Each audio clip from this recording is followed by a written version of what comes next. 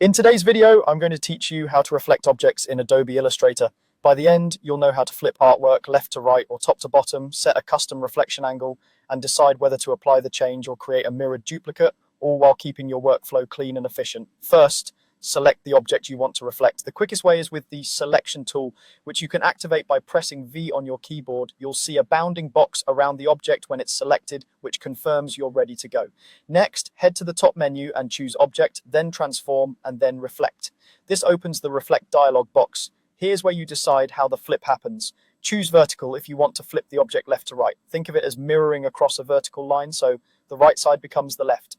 Choose horizontal if you want to flip it up to down, as if you're mirroring across a horizontal line, so the top becomes the bottom. If you need something more specific, say you're working at an angle, you can enter a custom value in the angle field. This sets the reflection axis at whatever angle you need, which is perfect for diagonal symmetry. As a helpful tip, turn on preview in the dialog so you can see the effect before committing. Now decide what you want to do with the result. Click OK to apply the reflection to the existing object, or if you want to keep the original and generate a mirrored version alongside it, click Copy instead.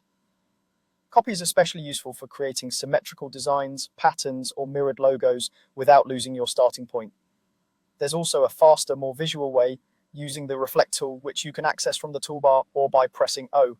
With your object still selected, click on your artboard to set the reflection axis point. This click defines the pivot line for the reflection, and placing it thoughtfully, like along an edge or a center line, helps you control exactly how the mirror effect behaves. After setting the point, click and drag to reflect the object interactively. As you drag, you'll see the artwork flip across your chosen axis in real time, which makes it easy to line things up and get instant feedback.